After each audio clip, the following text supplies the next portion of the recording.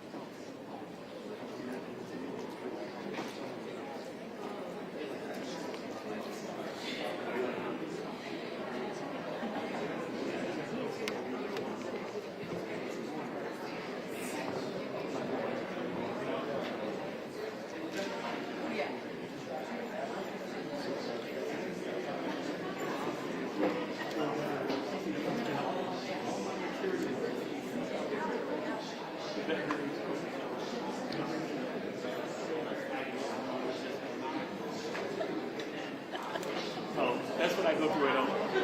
But some people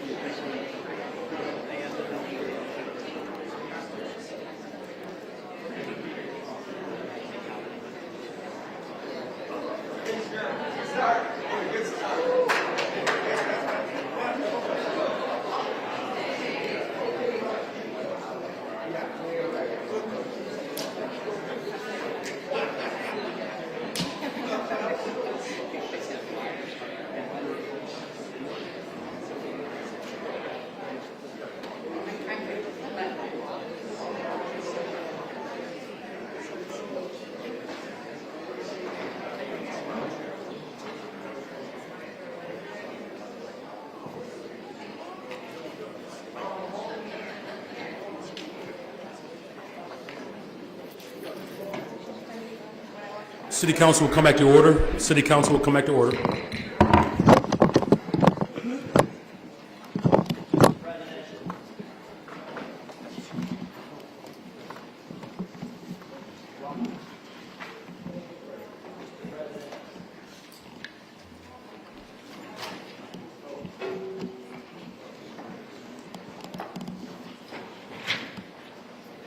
Thank you. Alderwoman Silverstein, please continue. Is that okay? Chair recognizes Alderman Sposato. Thank you, Mr. President. First of all, thanks for what you did. I know your hand was forced. I know you didn't want to do that, but I commend you for doing what you had to do. And secondly, I would request that we give my colleague the opportunity to start from the beginning again, because she was very disruptive. So I appreciate if it's okay with you and it's okay with her to start all over. There is a motion on the floor for Alderwoman Silverstein to be able to start over her testimony. There was a second. I don't know. Do you want to start over? Yes, I would like to start over. Okay, well, please. You're welcome. Thank you. As I said before, I am opposed to this resolution. Today is 116 days since the October 7th terrorist attack. 116 days since 1,200 innocent Israelis were murdered and 240 people were kidnapped. For 116 days, the hostages have been living in hell. 116 days, they've suffered kidnapping, abuse, deprivation, and rape. 116 days, they have been waiting for the world to stand up for them and to say their lives matter, that Jewish lives matter too. 116 days is way too long.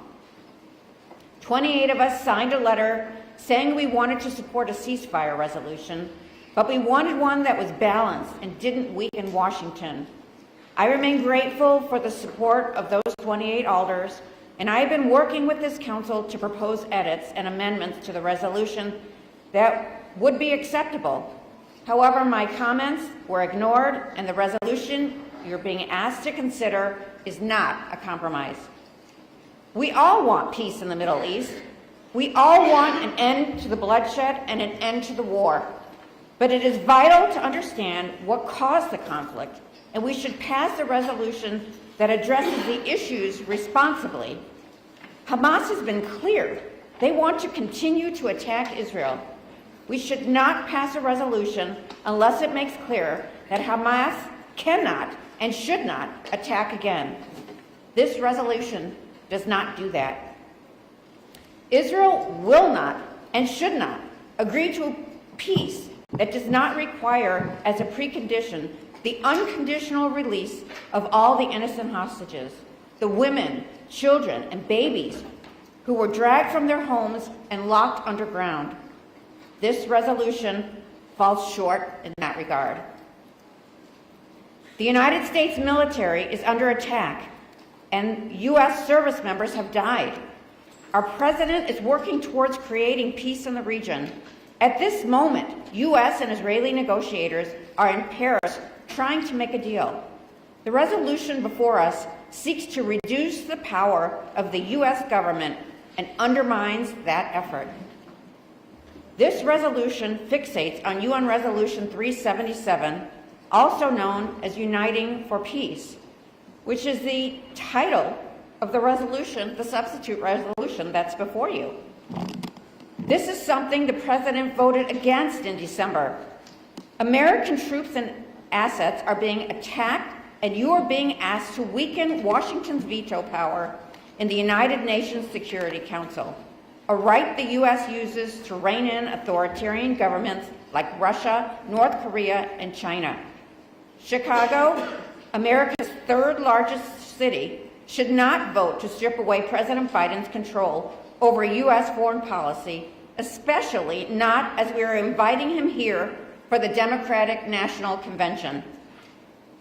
The Chicago Tribune last week called the Sanchez-Laspada resolution divisive and a waste of time.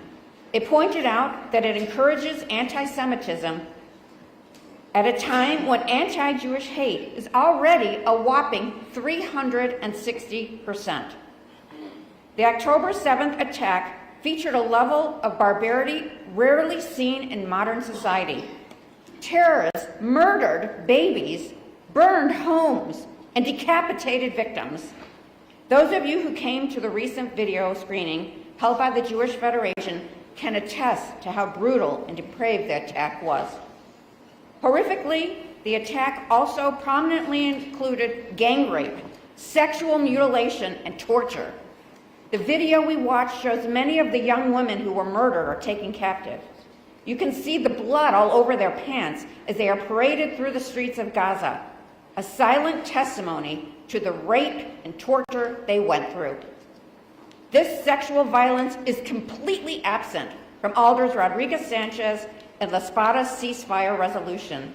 There is not a single mention of the dozens of raped women, no reference to the brutal depravity that is now seared in the psyche of every Israeli and every Jewish man, woman, and child. This resolution fails to call Hamas not to attack Israel again. Hamas has fired more than 10,000 rockets into Israel since the war began. They are fired indiscriminately into population centers, and Hamas celebrates every time one strikes a home or harms a civilian. Hamas officials have said that October 7th was just the beginning, and they intend to carry out more terrorist attacks until Israel is entirely destroyed. How does this council accept a resolution that fails to call for Hamas to disarm? How do you support a resolution that allows a terrorist regime to stay in power so it can continue to attack the world's only Jewish state, a democratic state with a 20% Muslim and Christian population, with full and equal rights and an extraordinary record with regard to the LGBTQ community? This resolution also fails to acknowledge any of Hamas's culpability in the deaths of innocent Palestinians. Hamas embedded its terrorist infrastructure around Gaza's civilian population. It builds tunnels under hospitals and fires rockets from mosques. Hamas uses the Gazan people as human shields, but this resolution does not call for them to stop doing that. Anti-Jewish hate is at an all-time high. The Anti-Defamation League tracked more anti-Semitic incidents in the 3 months since October 7th than it does in most 12-month periods. One-sided, biased resolutions like this one are part of the reason why hate against Jews is spiking. When people are given free rein to bash Israel in the Human Relations Committee or in the middle of DuSable Lakeshore Drive, it puts Jewish lives at risk. It creates an atmosphere where Jewish blood is cheap. And on a personal note, I just want to add my disappointment and frustration with the administration's handling of this vote. We all want what's best for the city. I don't understand why there was so much personal political capital put behind this when 28 alders asked for collaboration and there was absolutely no collaboration from the other side. We had, and we continue to have, opportunity to craft a resolution that could have gained unanimous support, and instead, we once again have a deeply divided council. As the Chicago Tribune editorial board pointed out when opposing this resolution, you need to speak on behalf of our entire city, Mr. Mayor. It's time to work on unifying this city instead of dividing it. We could have used you as a unifier here too. To my colleagues, I urge you all to vote against this biased, one-sided resolution, and I pledge to you that I will continue to work in good faith towards a fair, responsible resolution we can all support. Thank you. Thank you. The chair recognizes Alderman Lawson. Thank you, Mr. President, and my colleagues. And I'll be brief. I have to run to an event in the ward, but I want to thank my colleague, Deborah Silverstein, for all her work on this and the numerous compromises she put forward to improve the language that would have gotten us to a unanimous resolution. I'd like to read some of the things that were not accepted by the sponsors. It's 2 whereas clauses and 3 be it resolved. Whereas the City of Chicago calls for all hostages to be released immediately and without conditions, was not included. Whereas the Chicago City Council desires a situation where Hamas, an internationally recognized terror organization that does not represent all Palestinians, is denied the ability to continue to attack Israelis and put Palestinian civilians in harm's way. The 3 be it resolved were those 2 items, and the City Council calls on the world to aid in the rebuilding of parts of Israel and Gaza that were destroyed or damaged starting on October 7th and prevent any interference by the parties seeking to prolong the conflict. I guess I would like an explanation about what is so damaging about those three whereas clauses. It would have been nice to get to something that all of our communities can support, but without condemning Hamas or condemning their ability to attack Israel in the future, I cannot support this. I was in a briefing yesterday with one of my colleagues who mentioned, well, what should we be doing here? I think it's pretty clear we have a responsibility to keep our residents safe. And we've neglected that by debating this and dragging this out the way we have. We have a responsibility to keep our Jewish residents, our Palestinian residents, our Arab residents, Latino residents, Asian residents safe. And we're not seeing that.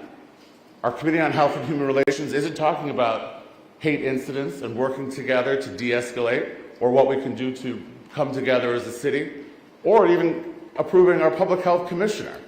And those are the things that we have under our control. Those are the things that we are responsible for.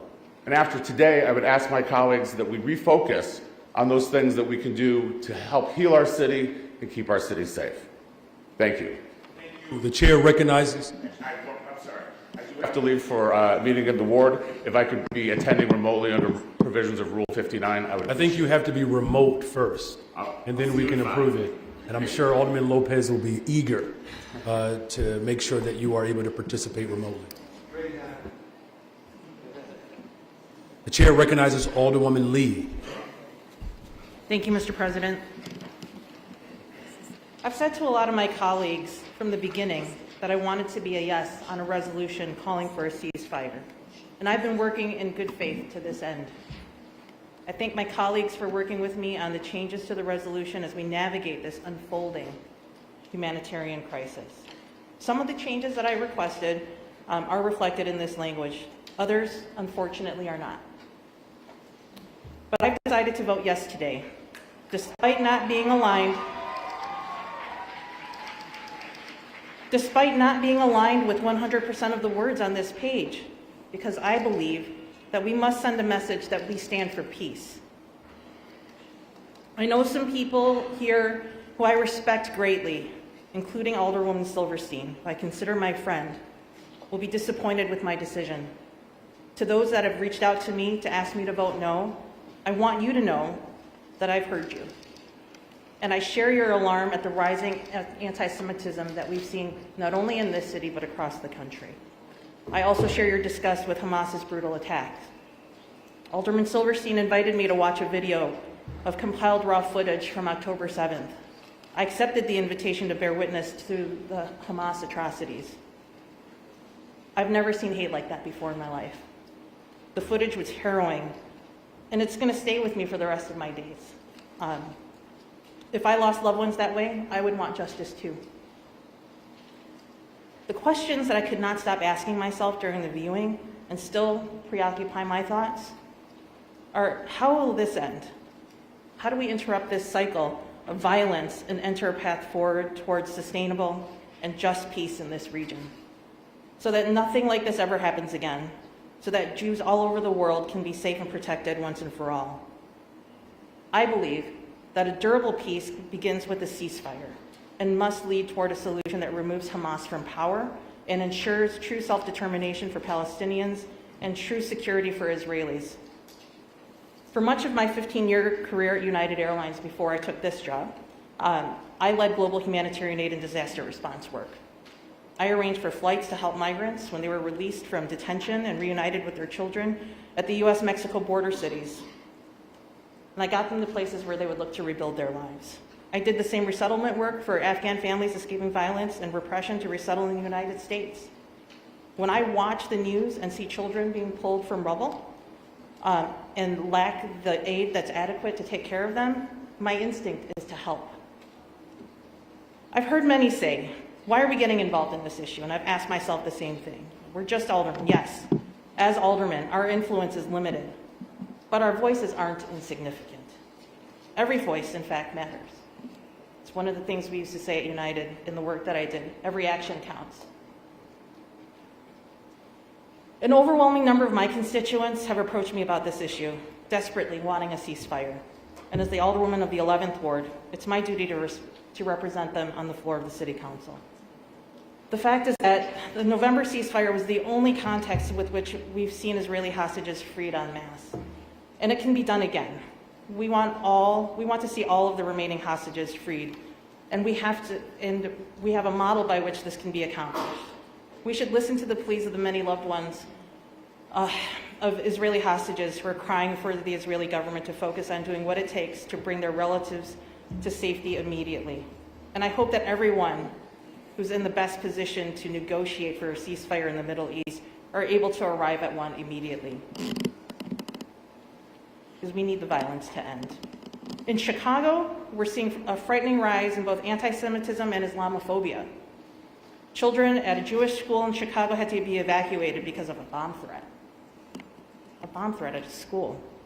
Muslim and Palestinian residents at universities are being doxxed, and I did have to find out what doxxed meant, by the way. I am that old. As long as the extreme violence towards civilians continues, I fear that this rise in hate is going to continue to escalate. And we as leaders have an obligation to stand up and speak out and be a model for everyone else. We need to unite for peace. A call for a ceasefire should be something that is unifying, not something that further divides people.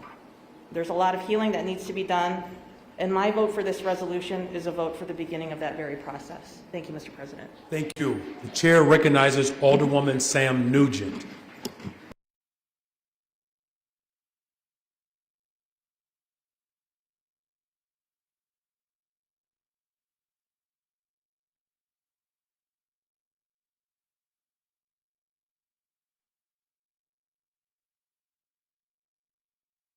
Palestinian and Israeli civilians, including all acts of terrorism, as well as all acts of provocation, incitement, and destruction.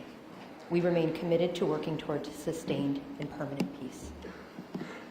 We believe that the United States is the best peace broker in the conflict, and we support U.S. foreign policy as the best way forward toward a true and lasting peace. We should all be incredibly concerned that the Chicago City Council is contemplating supporting United Nations Resolution 377, also known as Uniting for Peace, the same resolution the United States voted against in December of 2023. Resolution 377 was the United Nations General Assembly's attempts to override a U.S. veto on a Security Council resolution. It weakens the United States' influence on the international stage and directly contradicts the White House's position on foreign policy. Passing a resolution that is counter to U.S. international policy and norms sends a dangerous message. It undermines the interests of the United States and hence the authority, the power, and the influence of President Biden. This is particularly irresponsible as 3 American service members were killed in an attack on a base in Northeast Jordan on Sunday. Further, as we contemplate the resolution before us, reports are circulating that a potential ceasefire is being negotiated by the United States and Qatar. This resolution serves only to undermine those efforts. Voting no on this resolution is not synonymous with supporting violence. It seeks to find a true path towards peace. We need to address the violence here in Chicago, where we actually have jurisdiction. Our communities are begging for us to focus on public safety and education and ensure Chicago remains the vibrant, world-class city that we are all proud to call home. We owe it to everyone. This statement is signed by Alderman Brian Hopkins, Alderperson Gregory Mitchell, Alderperson Michelle Harris, Alderperson Anthony Beal, Alderperson Peter Chico, Alderperson Marty Quinn, Alderperson Raymond Lopez, Alderperson Derek Curtis, Alderperson Matt O'Shea, Alderperson Silvana Tabares, Alderperson Monique Scott, Alderperson Jason Irvin, Alderperson Felix Cardona, Alderperson Scott Wagasback, Alderperson Bill Conway, Alderperson Gil Villegas, Alderperson Nick Spizzato, myself, Alderman Sam Nugent, Alderperson Anthony Napolitano, Alderperson Brendan Riley, Alderperson Timmy Knutson, Alderperson Bennett Lawson, and Alderperson Deborah Silverstein. Thank you, Mr. President. Thank you. The chair recognizes Alderman Sigcho Lopez. Thank you, Mr. President. And first, let me thank Alderman Espada and Alderwoman Rosana Rodriguez Sanchez, for all their efforts to reach a compromise that includes the voices not only of council members, but the voices of all residents. I do think that, and I echo some of the comments about our responsibility for the safety of all our constituents. So I remind us that we have the largest Palestinian community in the country here in Chicago, and we do also have a responsibility, equally important, to preserve their safety. I am extremely proud of our Chicago Public Schools youth and our students for seeing the obvious, for seeing what's right, for practice what they're hearing and learning. And this is, of course, a resolution that is not controversial. I mean, I think some of the arguments here on the floor defy some logic when we're talking about a resolution that does three simple things. Number one, a ceasefire. And I think that is not a controversial position. In fact, as one of my colleagues just said, there are already efforts on the way to reach a ceasefire. The Council is actually acting upon our responsibility with our Palestinian constituents so that this ceasefire happens expeditiously, as we are almost in the fourth month of a brutal war slaughter and what the international courts are investigating as genocide. So when we talk about the importance of being factual, I will also encourage our media reporters, right? Because I think we have heard and seen some, and I just want to make sure for facts, because it's important that we speak with facts. There's been some articles by the New York Times that have been distributed. These are allegations presented to us as facts. And those facts are important because with those allegations, even humanitarian aid has been conditioned in a time where we have 70% of Gazans, almost 2 million people who are affected, 70% of the population by famine. They're talking about starvation. We need to make sure that we reach humanitarian aid. And when we question institutions, even like the United Nations, I think we wonder here if we're talking about a resolution or we keep moving the polls as we see suffering happen in front of us. So I want to challenge our media, and I think there's a call, and I want to be very public about this because these articles were presented, and I think that the concerns and the people uncomfortable in the audience, when articles are presented as facts, in fact, there's a call by the Gray Zone about answering some of the question about journalistic malpractice of the New York Times. So it's important because we cannot condition humanitarian aid based on allegations. We need the facts. And I think that's what is important. This resolution, and I think is overwhelmingly support for our constituents, come to make sure that we talk about humanitarian aid. And finally, and I think there's some really misconstruction here about saying that we are not talking about the hostages. This resolution also talks about liberating all hostages, as many families in Israel are asking. So this is not a controversial resolution. In fact, this is an urgent call for our federal government to look at the issues locally that we're being dismissing as we are in this web of misinformation and propaganda presented as evidence. I urge your colleagues, right, and I think that's what I want to not only echo our young people in CPS, but I'm very grateful for the presence of Reverend Jesse Jackson today in support of this resolution, as well as the many faith and leaders in our community who are worried about hate crimes escalating in our communities, anti-Semitism, Islamophobia, the anti-other, the rise of white supremacy, as we'll be pitching against each other. Today, we have an opportunity to work on a resolution that will encourage President Biden to actually fulfill the commitment to reach a ceasefire. Something is already worked out. This is not a controversial resolution. Let me be clear. And I think that I would like to end with this because many of us profess, right, or beliefs. For one, sometimes think our beliefs must meet our actions. So I will I will just like to share a very important quote because I like how young people are talking about this. And I think that they're using our values or principles. And I would like to refer to Matthew 25, 35 to 40. For I was hungry and you gave me food. I was thirsty and you gave me something to drink. I was a stranger and you welcomed me. I was naked and you gave me clothing. I was sick and you took me care. And I was in prison and you visited me. Then the righteous will answer him, Lord, when it will be that we saw you hungry and gave you food, or thirsty and gave you something to drink? And it was, we saw a stranger and welcomed you, or naked and gave you clothing. And when I was sad and I saw you sick and in prison, or visited you? And Jesus answered them, I truly tell you, just as you did to me, you did on the least of these who are members of my family, you did to me. So today, I urge my colleagues, many of us are parents, many of us are community residents. We all, and I think we all want peace, as we said. But how can we want peace and be against ceasefire? There are fundamental contradictions that I think is important that we, as representatives of our community, don't allow. I'm grateful for Alderperson Lee, because we know what hate crime looks in our community. And we cannot allow this to take over, especially with events coming up. So I urge all our colleagues to look at the facts, to look at our values, and to vote for a resolution, a diplomatic resolution, that don't put funding in front of others before our own communities. So we are representing the best interests of our constituents, but working on a resolution that will actually encourage our president to act upon what has been promised. A ceasefire is critical.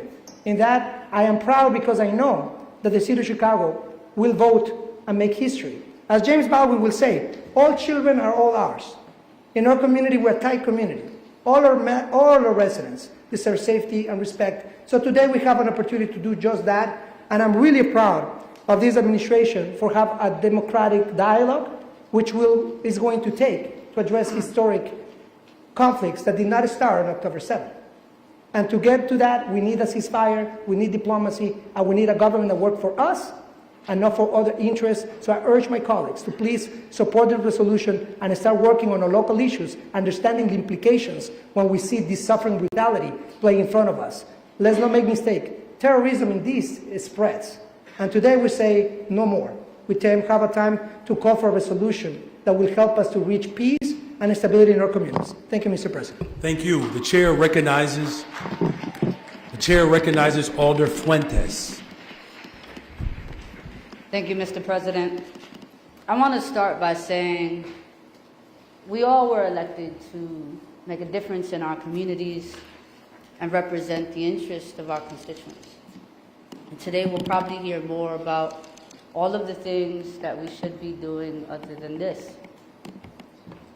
I feel confident in the work that I do in my ward every day, the doors I knock on, the relationships I build with constituents, and the policies that I elevate and ask you to vote on that's going to build a safer Chicago. You see, we could do both. And I'm confident that after today's vote, we will still do both. I also want to talk a little bit about how our lived experiences determine on what side of the issue we stand on, and how that makes up our ideological framework and our politics. So I want to talk about my lived experience and why it informs my unapologetic stance in supporting today's resolution. I am a daughter of the Caribbean. I am Puerto Rican and Cuban. I am culturally Puerto Rican, raised by a phenomenal woman. Her name is Aida Fuentes. My grandmother left Puerto Rico in 1950 because of the colonial reality and experience that didn't allow her to stay on the beloved island that she loved.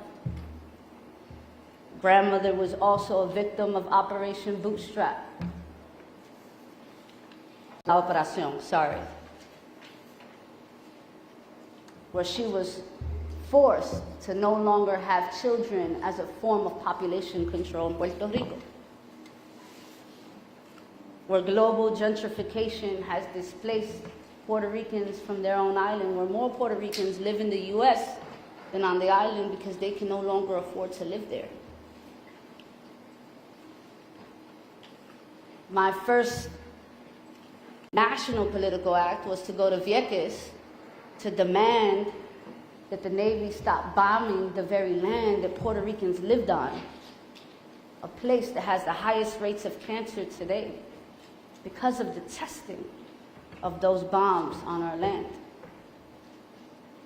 That colonial experience, that fight for freedom and self-determination, the desire to just want to be able to live in a place that we love so much without being displaced, is what informs my solidarity with Palestinians.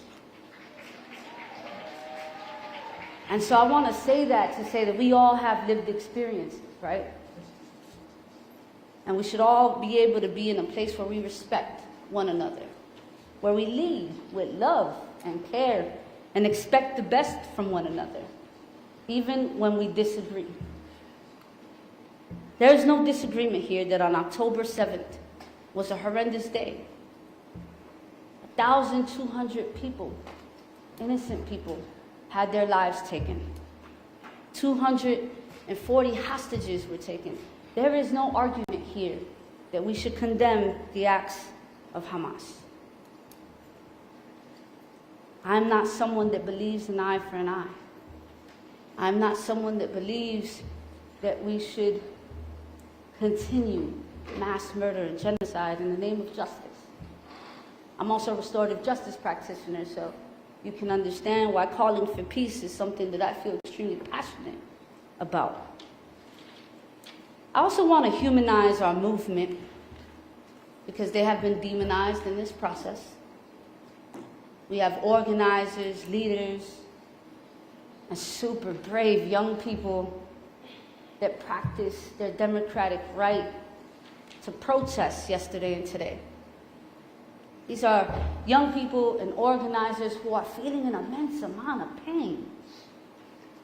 Every time they turn on the TV or have to listen to the radio about maybe loved ones being at risk or having already been lost, or institutions, hospitals, mosques being bombed. These are individuals that are articulating their pain in the most democratic way possible. And so I want to elevate the work of our organizers, our leaders, and particularly our young people. I also want to talk a little bit about why it's important for us to take a stance today.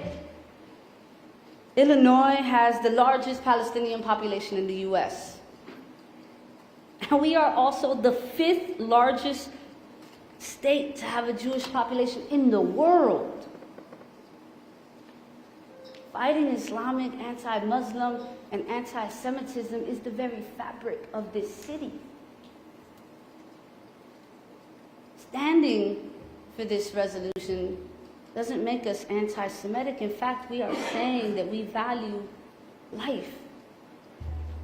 And the ceasefire is absolutely necessary in a moment in which we are watching too many innocent civilian lives be taken. More than half of being Palestinian children. The question today is, do we value human life? Do we value children? Do we value caring for those who are injured and ill? If the answer to those questions is yes, then voting yes for today's resolution should not be a difficult one. I know that folks have some concerns about the way this resolution was drafted and the nuances, whether we agree or do not agree on the very detail that is articulated here. But the purpose of today is to let our Palestinian constituency, our siblings, know that Chicago stands with them. They matter. That we acknowledge their grief and their pain.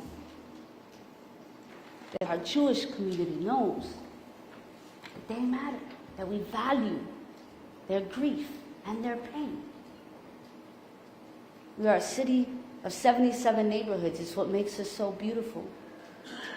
We quite literally have a world in the city. And today we want to let that world know that we value their life.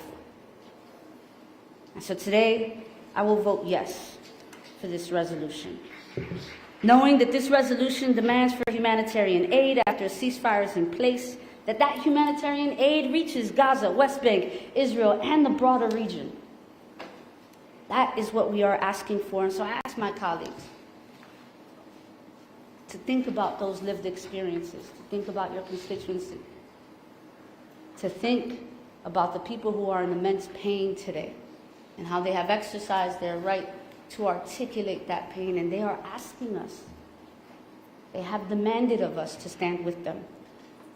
And so I will vote yes, and I hope that every colleague in this room does as well. Thank you, Mr. President. Thank you very much. Alder Lawson has logged in. Is there a motion to allow for Alder Lawson to be included in remote participation? Sure. The chair recognizes Alderman Lopez. Thank you, Mr. President. In accordance with Rule 59, I move to allow Aldermen Lawson, Tabares, and Coleman, who've all applied for remote access, to have participation in this meeting. What are those names again? Coleman, Tabares, and Lawson. All right, very good. All those in favor and allowing for remote participation for those three alders signify by saying aye. Aye. Any opposed, say nay. In the opinion of the chair, the ayes have it. Clerk, please make sure that the quorum recognizes that those individuals will be added as remote participants. Chair recognizes Alder Will Hall. Thank you, Mr. President. Today I stand on behalf of the 26,000 who've been killed, in particular 8,600 of which who are children, close to 7,000 who are women, and 8,000 who are missing. I stand on behalf of the 240 hostages and 1,200 who have been killed as well. I stand on behalf of those in the 6th Ward who have family members connected to Palestine, as well as those in the 6th Ward who've contributed to the wellness of our ward. I stand on behalf of a colleague, as well as Rawada, who's 20 years here in our country, works so diligently in IGA, and yet cannot go back home to Palestine, where she comes from, because she doesn't have access like everyone else.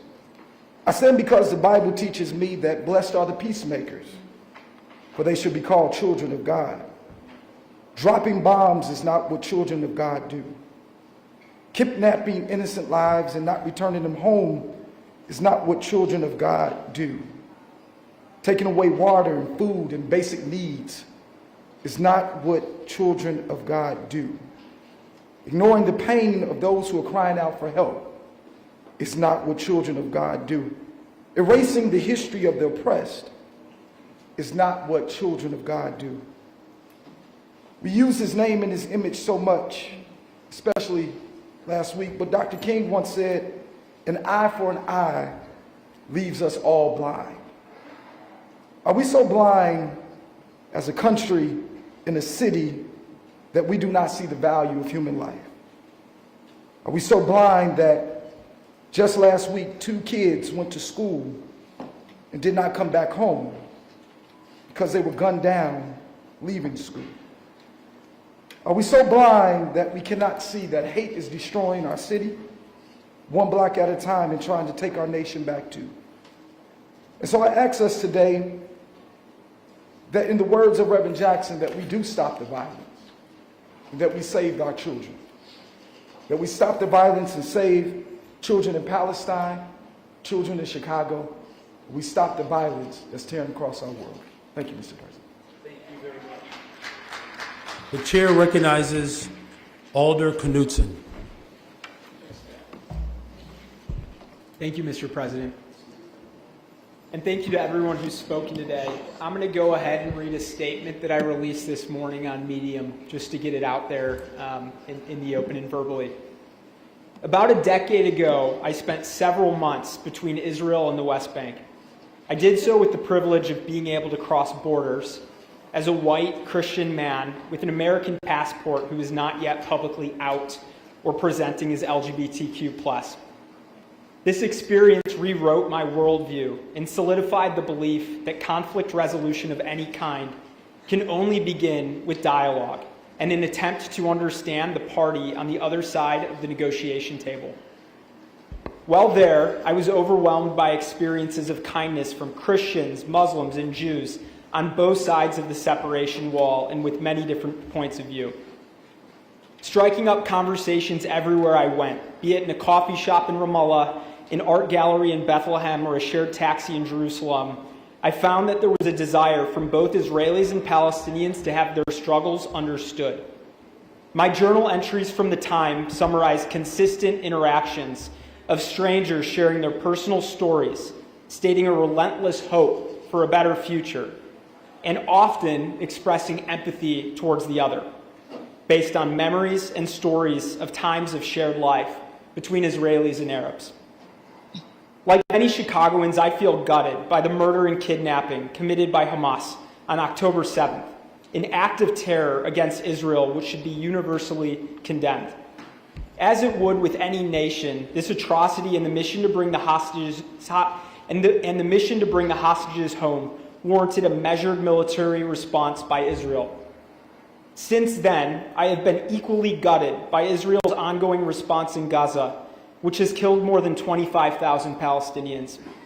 I mourn for all innocent civilians lost in this conflict and for the large Palestinian and Jewish communities impacted in Chicago and worldwide. To achieve a durable peace that ensures long-term security for everyone involved, a two-state solution should be advanced by direct negotiations following international law. World powers should lead the implementation of a plan to end Hamas's terrorist infrastructure, grant Palestinians the human right to self-determination that they have lacked for decades, and release all remaining hostages. The time is now, and I adamantly disagree with those who say that this negotiation is not possible. For years, Israel's Prime Minister Benjamin Netanyahu has set the path towards peace backwards. He has opposed a two-state solution, he has expanded settlements into the Palestinian territories through home demolitions, and he's controlled water and travel within the Palestinian territories. We won't reach a lasting peace in the region with Netanyahu as a broker. The international community must lead negotiations. Alders are elected to focus on local public safety, snow cleanup, infrastructure, balancing the city budget, and to make people feel engaged and connected locally. The ceasefire resolution that the City Council will vote on this today has become a flashpoint for division that does not reflect all of the opinions I reflect above. Accordingly, I will be voting no on this language as it presents a false choice and fails to promote unity for Chicagoans. In recent months in City Council chambers, I have heard derogatory slurs from the public that cover the gamut from anti-Semitism to Islamophobia, racism, xenophobia, and homophobia. In the 43rd Ward, we've locally responded to numerous incidents of anti-Semitism, such as hate language and graffiti in our parks and on our neighbors' homes.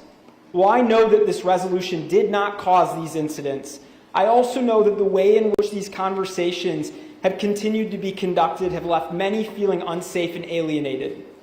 It is our job to work to support all people in our communities in a way that makes them feel supported and not pitted against one another. Much as the fates of Chicagoans are bound together, I'm convinced from my own personal experience that the futures of Israelis and Palestinians are inextricably linked. One will only succeed as does the other. While zero-sum discourse may smother us all on social media and in news headlines, we must remain steadfast in the belief that a joint path to peace is both possible and necessary. I expect and know that many people will find parts of this statement that they agree with and parts that they disagree with. To me, that is the complexity of being human, and I pray that this conflict's negotiators stay at the table when they are faced with a parallel dilemma. During times of division and challenges, I've been proud to see Chicagoans come together. Whether it relates to this conflict worldwide or issues local to Chicago, we can choose to lead with empathy for all. Thank you. Thank you very much. Are there any other alders that wish to speak to this resolution? The chair recognizes Alderman Sposato. Thank you, Mr. President. And once again, thanks for doing what you had to do. I know it was an uncomfortable thing, but you had to do it.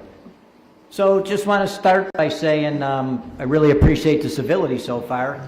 And pretty much every speech so far was a good speech, whether I agree with your position or not. So with that, I'm going to start off by I didn't write an eloquent speech like a lot of other people did. I just been taking notes of not forgetting things to say. So I'm just going to be babbling off a bunch of bullet points. So here we go. I just want to remind everybody, contrary to what some people have said, there was a ceasefire on October 7th, okay? That ceasefire was violated by Hamas, not Palestine, Hamas. I feel the poor Palestinians are living under I don't know what to say, but they're living under with Hamas in Palestine. So I believe everybody in this council no matter how divided we are, believe me, this divided us even more than we are divided, unfortunately. But no, everybody in this council wants peace. Nobody wants war. We have a war going on in our city right now, and it just tears away at all of us. So, so I just ring that. I don't think us passing a resolution is going to change the mind of Netanyahu or Ismail Haniyeh, whatever his name is, the leader of Hamas. So they're not waiting for us to say, hey, tell us to stop the fighting and we're going to stop. That's just not going to happen. Secondly, I mean, okay, here it is, just handed a resolution at 10:30. Yes, I was emailed it at 5:30 last night, 5:36 actually. I didn't see it. I'm sorry. I have a busy life. Things have been crazy. I guess maybe I should just check my email every 5 minutes. So I guess shame on me for not checking my emails every 5 minutes. So just handed this basically hours ago. We need to release the hostages, people. I mean, that's an important thing. I mean, you know, say what you want. Unfortunately, I don't believe there's any hostages left. It's a terrible thing to say. I don't know, after seeing the terror, what happened to these people, after this video we watched, and every one of us that watched it, this video will stick in our minds the rest of our lives. It was horrific. Unfortunately, I wanted some of my good friends to watch it, but they kept avoiding me and ducking me and wouldn't watch it. So, I don't know, that's an unfortunate thing. And it's also two of my best friends in this council are on the opposite side of me. So this is a bad thing, more division amongst the council. And I'm not saying that me and two of my best friends here are not going to be friends anymore, but it's just an unfortunate thing. War is a terrible thing. It's going on all over the world. We have it in Eastern Europe. We have it in Africa. Once again, we have war in this city, and many people have said that already. I heard some people bragging about how great it was, the students with their protesting. You know what? Not a single one of you and not a single one of the media over there reported, you were proudly reported about students protesting. You didn't say a damn word about racist comments, chanting, and anti-Semitic chants that they did. Not a one of you, not one channel, not one radio station, not one piece of paper. Shame on you for that, okay? I heard from some people in my arguments with them. A resident called me, unfortunately got in a little argument with a young student out there when we left yesterday. They were blocking the street. They were laying in the streets. One person told me it's all AI, and another person asked me if I was there to see the terror that happened in Israel. So I did watch the video, so I don't believe it was AI. I wasn't there. It was a terrible thing. I know a lot of people don't want to make this vote, and if any of you walk out on this, I don't blame you. I'm not going to hold it against you. I know it's a tough thing. Hamas is not only threatening Israel, people, they're threatening America. Their one goal in life is to wipe out Israel and to wipe out America. That's not AI. They're saying it all the time. They're bragging about killing Jews. And we saw that video. Some of you that saw it, you had a guy, a young man, I'm assuming he was in his 20s, bragging, calling his mother. Can any of you imagine calling your mother and bragging that you killed 10 people with your bare hands? I'm a hero, Mom. I killed 10 people with my bare hands. Just unbelievable. And don't forget, Hamas is at the top of our terror list over here. They're not our friends. They don't like us. Once again, heard from many of my constituents. Many of them asked me not to support this. Many of them did it. Some asked me to support it. Many asked me not to support it. So we're at threats right now, people. Maybe not some of you that are supporting this, but people like Napolitano or Nugent or myself that are against this. I called the 16th district today, asked them to put a squad at my office because of the threat. So, got in a little beef with a young guy here today. You know, I know none of you are for that. None of you are saying this is what this was about. You want to see people marching on my office, threatening me or the girls in my office. So, but that's about it. Just want to remind everybody what's going on. And once again, I appreciate the civility. I was hoping more people would be talking. I know a lot of people feel they're in awkward positions, but I appreciate the opportunity to speak, Mr. President, and thank you very much, everybody, even the ones I don't agree with. Just thank you so much for the civility about your comments, and it's some good discussion, but unfortunately, I know where the vote's going. Deb, you know where the vote's going. We got outworked, so they beat us. Oh, really? They're just going to pass. Yeah, I know. I found a little spot. I know you're with us, Bennett, but unfortunately we're going to lose. So, but with that, thank you, Mr. President. I appreciate the opportunity to speak. Thank you very much. Please remind our members who are participating remotely to remain muted until you are, or unless you are acknowledged. The chair recognizes Alderman Desmond Yancey. Reverend Martin Luther King, whose birth we celebrated just a couple short weeks ago, once said that injustice anywhere is injustice anywhere. And that's why I stand in support of this resolution. I stand because I stand for peace. I want to be clear, though, my heart grieves for all the people of both Israel and Palestine as they are all suffering unimaginable grief as this armed conflict is raged on for generations. This resolution, however, like much of our work in this body, is both well-intentioned and imperfect, but we shouldn't allow our pursuit of perfection to outweigh our support for peace in the region. And while this resolution before us is the product and thoughts and concerns of many of my colleagues, all of whom are concerned about the violence 6,000 miles away, just last week, less than 6 blocks from here, 2 children were murdered in broad daylight, just steps away from their school. 2 weeks ago, a 2-year-old was shot and killed in Roseland. And just 2 days ago, another teen was injured in a shooting in Washington Park. I wish there was as much concern for the victims and survivors of senseless violence in our city as there is for senseless violence in and around Gaza. I also wish there were similar concern for the dozens of missing black women and girls declared missing on the south and west sides. In fact, the sense of urgency to address the atrocities in Gaza would have been more appreciated if there was a real sense of urgency to ease the suffering on the south and west sides of this city. And to my colleagues, I value the time and energy and effort that was put together as they worked to create a resolution for peace in the Middle East. However, I've heard from Chicago residents who would have appreciated a similar effort to address the plight of citizens of this city. Ralph Bunche, recipient of the Nobel Peace Prize in 1950 for his work mediating the conflict between Israel and Palestine, spoke of the qualities that mediators should possess. And he said they should be biased against war and for peace. They should have a bias which would lead them to believe in the essential goodness of their fellow man and that no problem of human relations is insoluble. They should be biased against suspicion, intolerance, hate, religious and racial bigotry. Members of this body are asking us to mediate today's conflict in the Middle East. And I pray that after today's vote, we're able to walk together, work together, and focus on providing solutions for other pressing issues, like rising violence, the effects of disinvestment in the black community, and begin to close the book on the tale of 2 cities in this city. Thank you.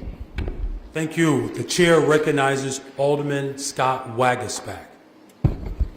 Thank you, Mr. President. Thank all my colleagues for all their comments so far and those to come. I've thought long and hard about this as well. I've worked in some of those conflict zones as well. And the trauma that this conflict has created really has implications for generations to come, not just in Gaza and Israel, but throughout Chicagoland. But I'm voting no today because of the divisive process that I was worried was disrespectful to some of the members of those communities, but also with the disrespect among colleagues. And that is where I think we've reached the height and the change that we need to see within this body to get back to a time when we negotiated fairly, openly, without that divisive behavior that I think has tainted a lot of this process as we got to this point today. It's been very unfortunate to see, and I hope that we can get back to a day when we speak with respect to each other and not with the toxicity that has really gone too far in this body. I want to be clear that I think we do need a push for a negotiated peace that yields the release of all hostages. And that creates a situation where we see the medical aid, the food, the resources that the people of Gaza need, including clean water, every day, and address all the humanitarian disaster that has happened in Gaza, and again, put an end to the bombing, as we stated earlier. Here at home, I know a lot of us have seen an influx of Islamophobia and anti-Semitism that is unacceptable. The stuff that is going up on taggings throughout our neighborhoods, in front of Jewish schools, in front of mosques, and it's not one against the other. It's the right wing that comes in and says stuff, far-right organizations that post up Nazi slogans, all built up because of this fervor around Gaza and what's happening here at home as well. So many people in Chicago have been personally affected by this crisis. Jewish Chicagoans with relatives in Israel, friends or family who were taken hostage on October 7th, but also Palestinian families here in the United States with friends and families there in Gaza and throughout the region. So we must remember throughout this, whether we vote yes or no, that this does have an impact on all sides. What I want to see is an end to violence in the Middle East, but that again has to happen from somebody higher up than us. What we need here in Chicago is a focus, as a couple of my colleagues have already stated, on the crimes that seem unacceptable but have not been addressed. 5-year-olds dying in shelters. Young men just a couple blocks from here being gunned down in broad daylight. What is our response to that?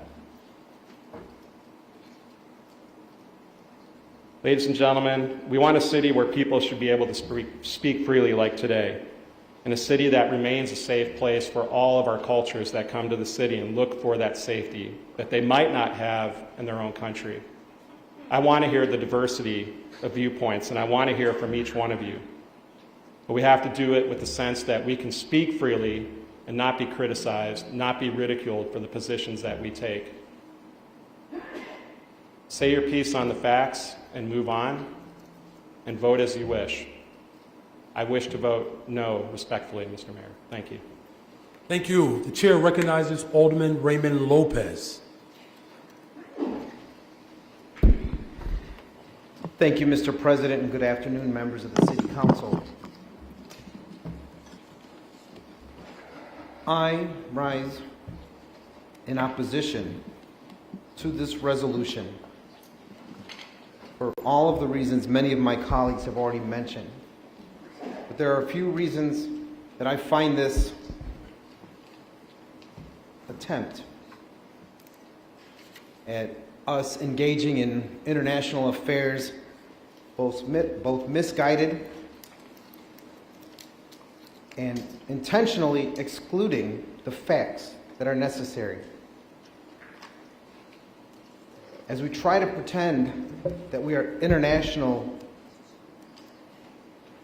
diplomats in this room, referring to various UN charters, things of that nature, it's amazing to me that this body can single-handedly skip one of the other most fundamental international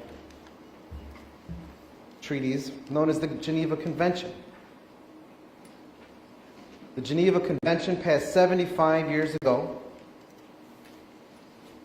says quite clearly the prohibition against the taking of hostages, the prohibition against violence to life and persons that includes mutilation, cruel treatment, and torture.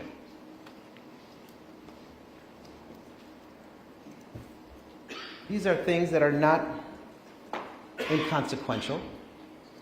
These are things that are part of civilized life for the past 7.5 decades.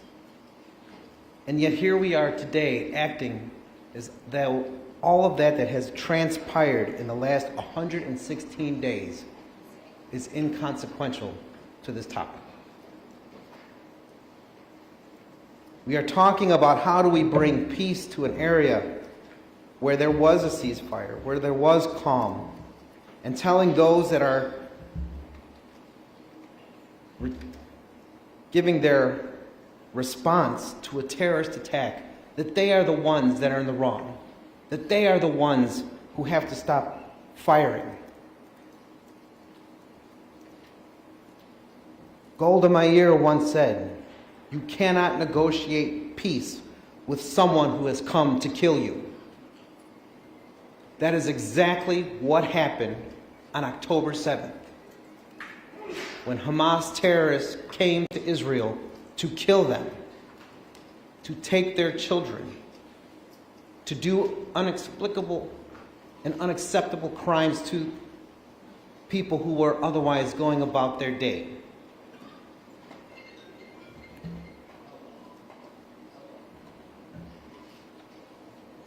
The irony, Mr. President, as I've heard today, we talk about fundamental contradictions, is that there's no call for ceasefire on any of the other nearly dozen conflicts in the world at present. Houthis in Yemen, fighting, killing, nobody cares. Not a peep out of this room. Syria and Iran bombing each other mercilessly. Any resolution for that today, tomorrow, yesterday? We have seen Russia invade the Ukraine for months. But no one's telling Russia to stop.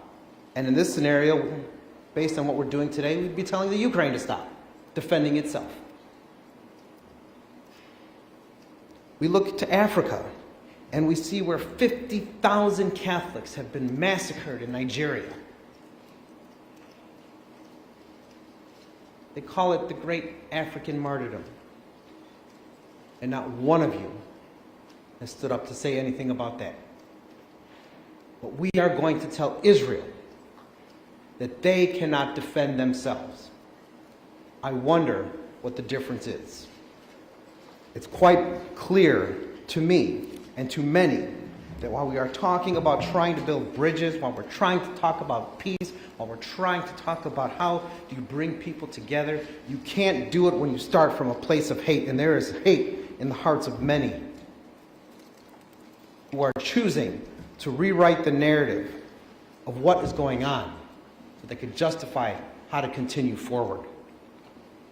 When I was standing right here 1 week ago when we were talking about the liberation of Auschwitz, I remarked that it was something that has been said time and time again. How did we get to this point?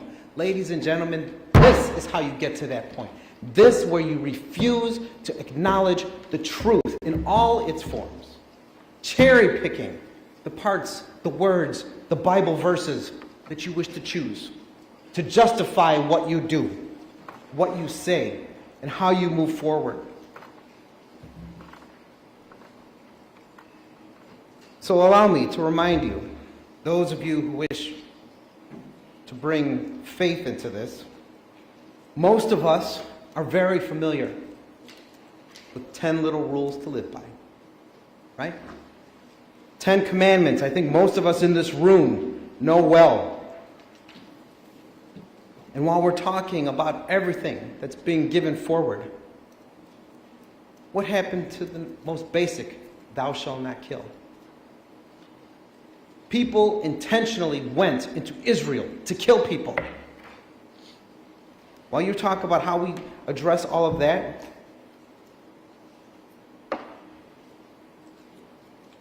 there's half the 10 Commandments have been violated. While you talk about which Bible verse you want to use, about which quote you want to give. But we're cherry picking again.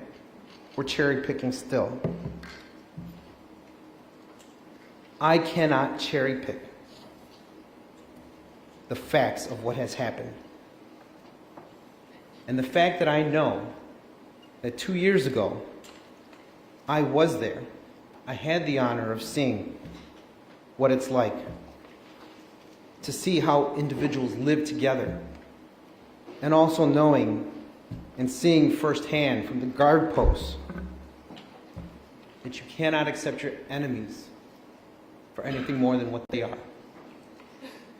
If Hamas terrorists did this, they will do it again. They have continued their unrelenting siege in response to Israel's right to sovereign protection. This resolution, because it does not fully recognize the importance of everything that has gone on in its totality, is wrong for this body. What we have seen from members all throughout this building, elected or otherwise, is an attempt to change narratives rather than focus on the truth, focus on the facts, and focus on a way to bring people together that is meaningful in our city. And yes, there are plenty of other things that we can talk about, but I will be the first to remark that this council has had a storied tradition of opining on issues beyond the scope of our borders. So I do not fault people for that. But what I do fault is our inability to walk and chew gum at the same time. We have ignored every important discussion in this city for months, with this becoming the priority. It is shameful. It is an abdication of leadership, and it is a failure by this body to focus on the things that people want us to focus on within our communities. That cannot be understated enough, because I too know how to open my office doors. I too know how to handle my service requests. But I also know that at a time when we have so much chaos in our own city, where we are judged is by what we can actually affect. This is a diversion of the worst kind, because we are trying to divert everyone's attention from the failures going on in our city right now. And that is something that I cannot be a party to. Thank you, Mr. President. Thank you. The chair recognizes, so I have Gardner, and then I have the sponsor who has asked for deference to close. So if there are no other speakers, after Gardner, I will recognize Alderwoman Rodriguez Sanchez. Are there any other alders that wish to speak after Alderman Gardner? Seeing no other hands, the chair recognizes Alderman Gardner. Thank you, Mr. President. I will begin, as I did on October 13th when we met, by expressing my sincere condolences to all the lives lost, both Israeli and Palestinians. I think we all share that. We all agree on that.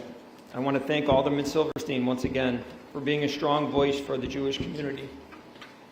I can't imagine the challenges that you continue to face. I have the utmost respect for you and the work that you are doing, you continue to do for the Jewish community. Alderman LaSpada, Alderman Rodriguez, thank you as well for writing this resolution. Is it perfect? No, absolutely not. It's not.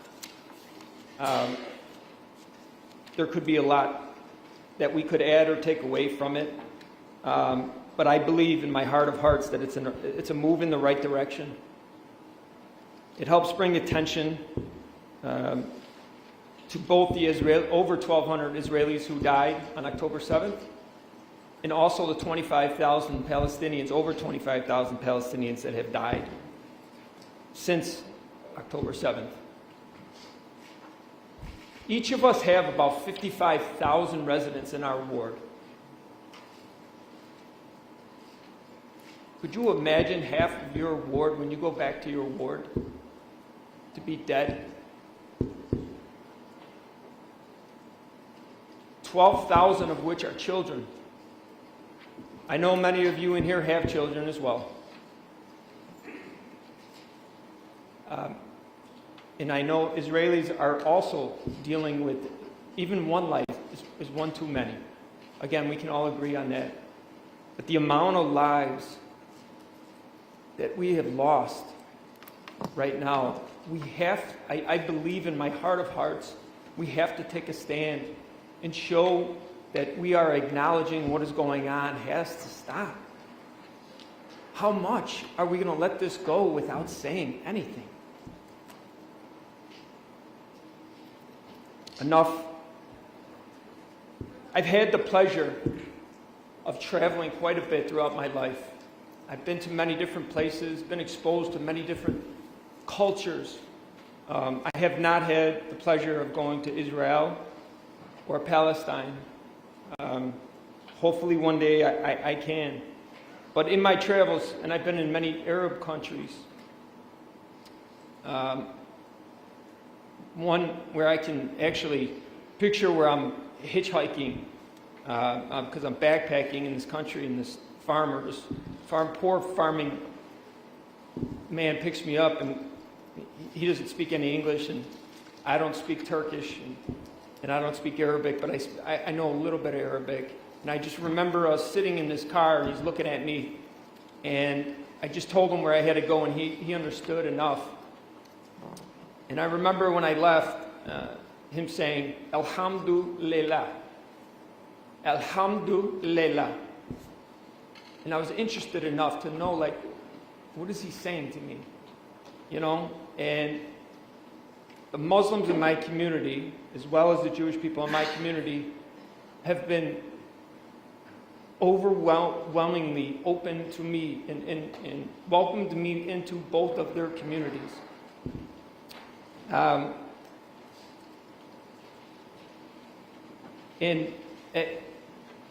Getting back to what this gentleman was saying, but it was praise God, thank God, Alhamdulillah, praise God, in the best of times, but more importantly, in the worst of times.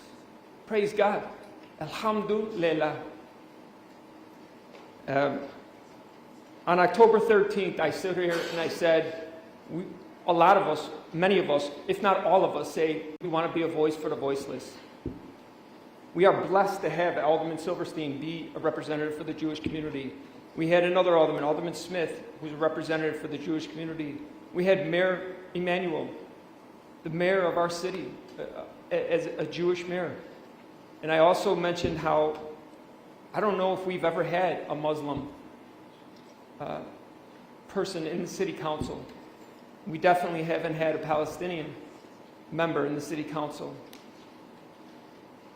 And I think it's very important to let people in that community know that even though that you are not physically represented on this floor, that there are people who hear your voices. We hear you. And I don't want to only commend the Palestinians who have reached out to me, and Muslims in general, but also Jewish people. I tip my hat to the amount of Jewish people who have reached out to me to say, vote in favor of this. We want this to stop. Not that this is going to be the answer to everything, but I thought that that was the utmost, I had the utmost respect for those individuals to reach out. I had Jewish people who also called me and said, I want you to vote no. I want that to be clear as well. But I didn't have a single Muslim call me and say, I want you to vote no on that.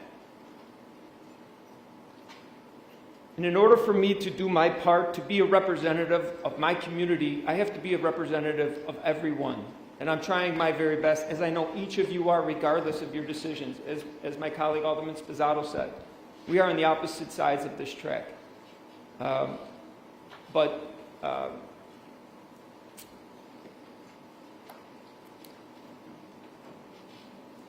I guess at the end of the day, I want it to be known that the people of our community, your voices are heard. Whether you're pro this resolution or against this resolution. So I will be voting in favor of this resolution today. Thank you. Our final speaker on this resolution, the chair recognizes Alder Rosana Rodriguez Sanchez. Thank you, Mr. President. I want to start by thanking every one of my colleagues that engaged with the dialogue to get to this resolution.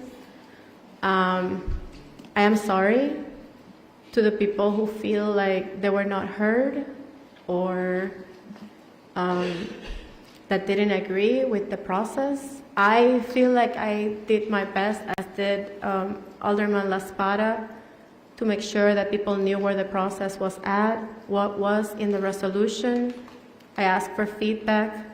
We did it repeatedly. But I have learned a lot in this process, and I am very committed to doing better every time that we have to engage in one of these processes. Here in City Council, we are tasked with a lot of different things, and we know that being an alder person comes with a variety of things. Sometimes we are dealing with potholes and zoning changes, or we can be tasked with speaking up around something that is not necessarily happening in Chicago, but that is having an impact in our communities. And we cannot deny that this has an impact in our communities. And not only because we have the biggest Palestinian population in Chicagoland, not only because we have the 5th largest Jewish population in the world, but because we are human beings and we are seeing what is happening to human beings away from here.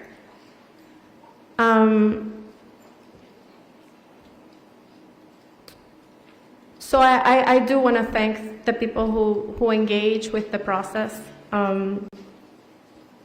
It's been almost 4 months since the devastating events of October 7th happened, and our city, as many other cities across the country, have been in mourning. Chicagoland is home to the biggest Palestinian population in the country and the 5th biggest Jewish population in the world. Both communities have been navigating the impact of horrific violence and destruction. Billions of dollars have been spent on sending weapons and killing mostly women and children. This money that could go towards addressing needs in our city, money we could use to prevent violence, to house people, to protect survivors of domestic violence, to provide comprehensive health care to our communities, expand mental health care, feed people. The bombardment of Gaza has been constant for the last 4 months. Thousands of leaders across Jewish, Muslim, and Christian faiths have called for a ceasefire. Just a few days ago, 1,000 Black pastors representing hundreds of thousands of congregants nationwide urged President Biden to call for a ceasefire. Part of this group is very own Reverend Dr. Otis Moss III of the Trinity United Church, who helped raise money for a full-page New York Times ceasefire ad from local Black congregations in November. Yes, a few days ago, our own Reverend Jesse Jackson and Rainbow Push sent all of us a letter asking us to support this resolution. As the minutes pass, more and more people are being killed and displaced. We, as elected officials, have the power to save lives by uplifting a demand that is now shared by many and to be on the right side of history. In Illinois, many of our elected officials have already called for a ceasefire. Senator Dick Durbin, Representative Chuy Garcia, Jonathan Jackson, Delia Ramirez, Illinois State Senator Karina Villa, Robert Peters, Rachel Ventura, and many others. San Francisco, Detroit, Atlanta, Minneapolis, Oakland, Seattle, St. Louis, and dozens of other cities across the nation have already passed resolutions calling for a ceasefire in Gaza. As a democratic and progressive city, Chicago should be at the forefront of calling for a ceasefire. In accordance with justice and international law standards, our resolution uplifts urgent demands for an immediate ceasefire, unconditional release of all hostages, and allowing humanitarian aid to enter Gaza. I'm going to say that again. What our resolution calls for is an immediate humanitarian ceasefire, unconditional release of all hostages, and allowing humanitarian aid to enter Gaza. This includes basic necessities like water, food, and critical medicine.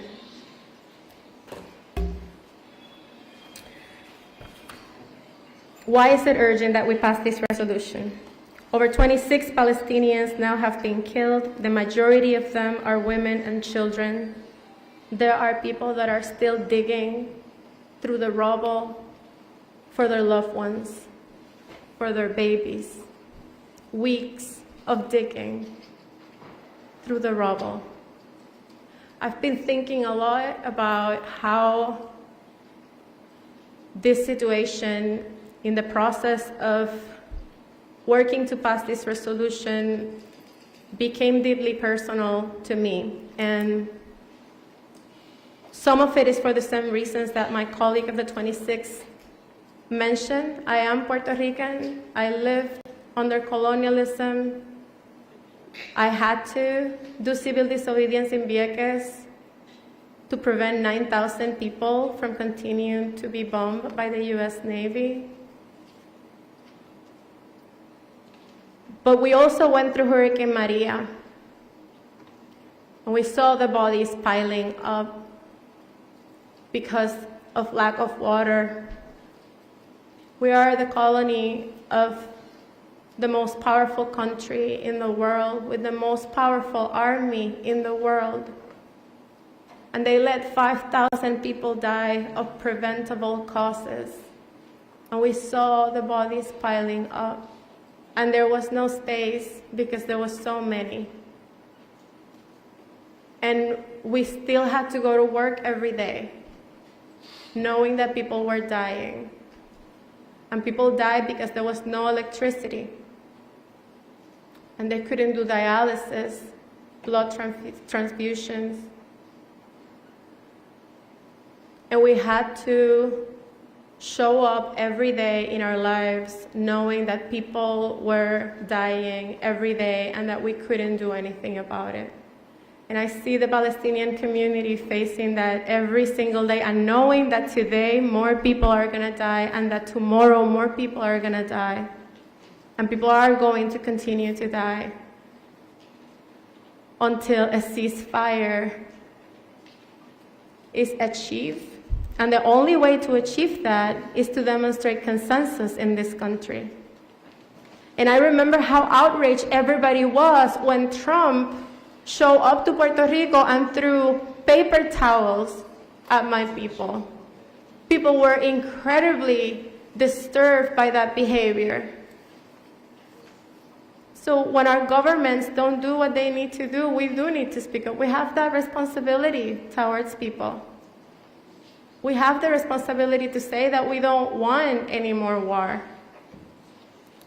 that it is time to protect lives, that babies don't deserve to die. They didn't do anything wrong, that they shouldn't have to be orphaned. There's about 50,000 pregnant women in Gaza right now.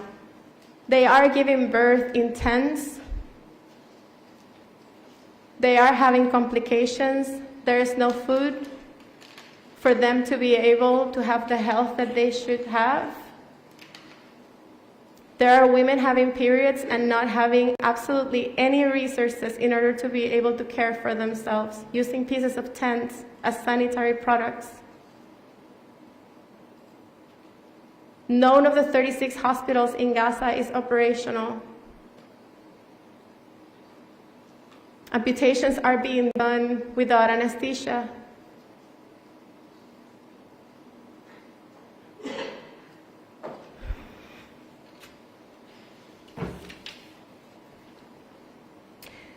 Yes, we have many issues in Chicago that need our attention.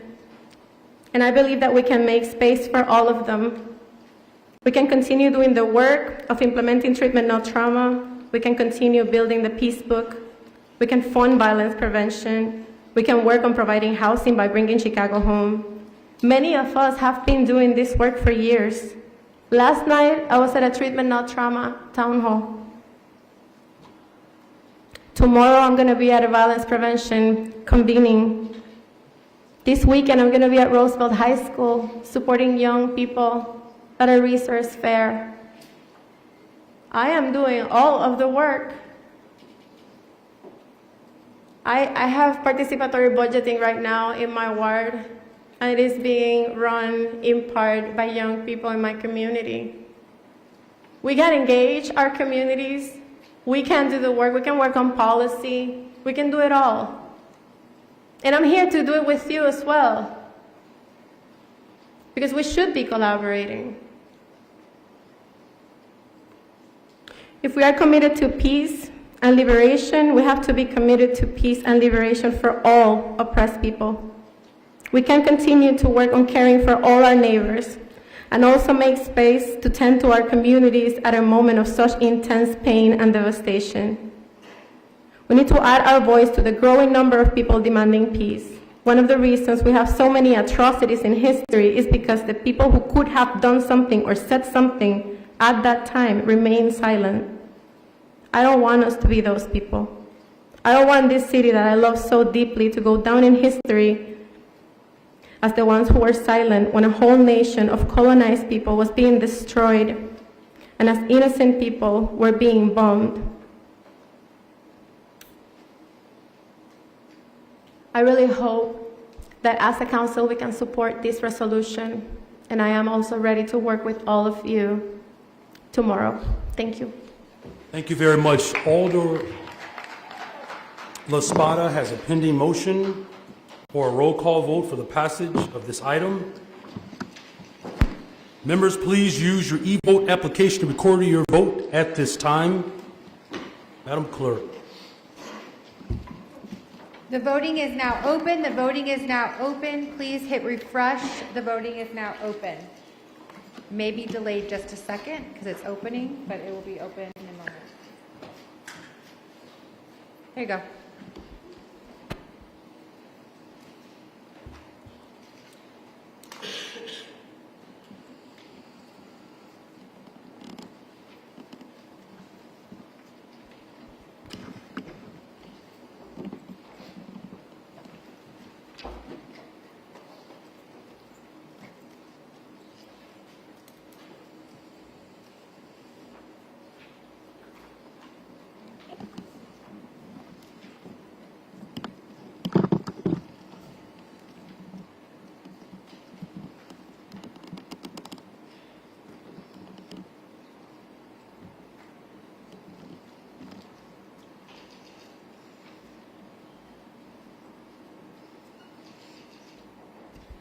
I will now call on those that have not voted for a voice vote.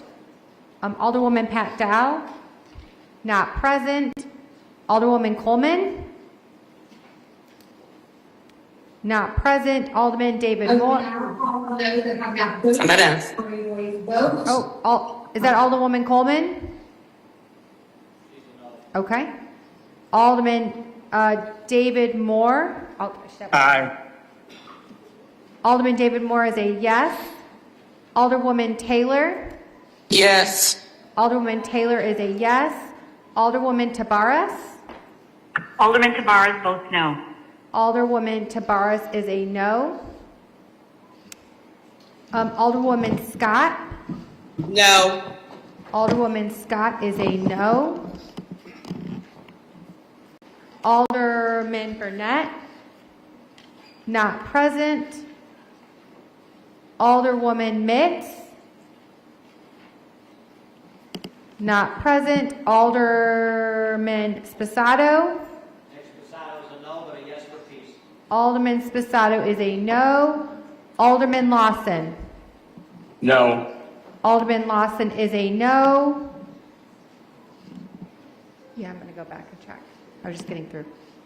Alderman Lawson is a no.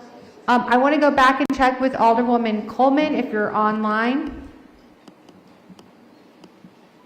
Okay, Alderman Coleman is not present. Did anyone vote that I missed? Okay. We are closing the vote. The vote is now closed.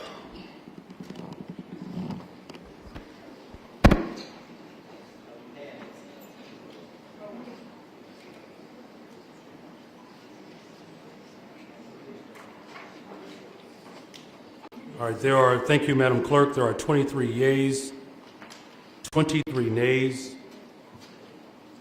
Per statute, the mayor can vote in the following scenarios: when there is a tie or where one half of all the persons elected have voted in favor of an ordinance, resolution, or motion, even though there is no tie. So I will exercise my vote and my right, and I vote aye. There are 24 yeas, 23 nays. This motion passes. Alderman Mitchell on a motion to reconsider.